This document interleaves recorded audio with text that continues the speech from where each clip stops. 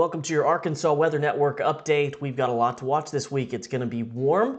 We're back in the 60s and 70s Monday through Friday, but this time it comes with a chance for storms, and it looks like there's a low chance for a strong storm or two, although I think there's some things that'll keep us from having too big of a severe weather event later on this week. Before we get into it, I want you to visit our friends at Splash Car Wash. They have a fantastic set up to get not only your car wash, but also oil changes. They also do at several locations inside detailing.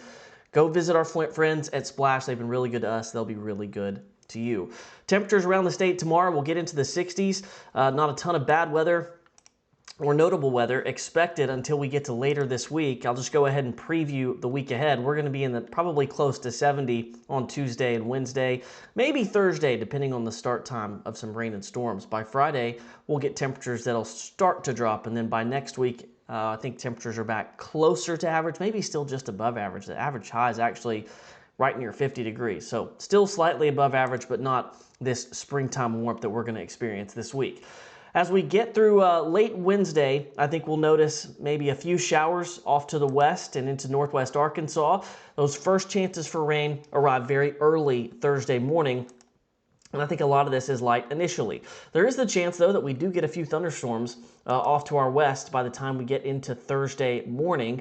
There's going to be a lot of questions as to how widespread this first round is, and if you've been around Arkansas long enough, you know that if we get early morning storms, it really limits the severe weather threat for later in the day. This model has those storms clearing out, light rain continuing, and as you look around the region, more storms beginning to organize to the west, and I think that would be the main severe weather threat, would be late Thursday and into parts of Friday. So let's continue on. We'll look at the rest of our model data. This system gets its act together, and to the north there's even a chance of snow across Kansas, but it gets its act together, and as it moves off towards the east, there's going to be probably a line of showers and a few thunderstorms that moves through very late Thursday night into very early Friday morning. Typically, overnight events in the winter don't produce much severe weather because instability drops off. I think that's a pretty fair chance that happens here.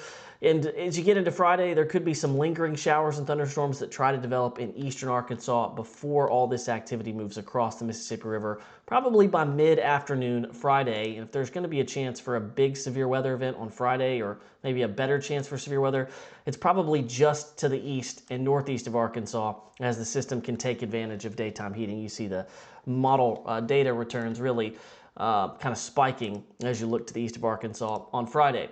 Well, let's just look at a couple of the factors that may contribute to at least why we're watching it for severe weather. This is called the low-level jet. This is just the low-level wind fields. And when they strengthen, you always want to watch for damaging winds or isolated tornadoes. Well, late Thursday into Friday, there's a pretty good number there to watch for severe weather. However, you got to have more than just that. You also have to have instability. And while there is some instability there Thursday afternoon, look at the scale there. It's on the very low side. And I haven't seen any data that says it's going to be any higher than this. So it's low to very low. And then it may be spiking as we get towards Friday afternoon or late Friday morning in eastern Arkansas, maybe a narrow window there for some severe weather, but then it's gone. The system is off towards the east, and that's why I think the severe weather threat overall, while not zero, is limited as you go from Thursday into Friday. If we do see something, I'm thinking it's wind or an isolated tornado or two. As far as rainfall totals are concerned, at least we get a chance here. The best chance for, I think, an inch of rain comes in northwest Arkansas. There could be, theoretically, an inch anywhere else in the state, but I think most of us end up with a quarter to half inch, maybe 3/4 inch amounts, just depending on if you get thunderstorms at your location. So the chances for rain coming up, pretty good on Thursday, and then into Friday, clearing on Friday from west to east, and then cooler as we get into next weekend. Now, as we take a look at the long-range forecast, I've been looking at the latest model data. This is temperature anomalies, of course, well above average this week. This is through Thursday and Friday. We're cooling off next weekend, so we'll have temperatures maybe close to average, maybe just below average, a couple of days with highs in the 40s. But look at the source region for our what's normally our Arctic air. The source region up there towards our northwest is filled with above average temperatures, so we just end up back above average towards later next week and into mid-January.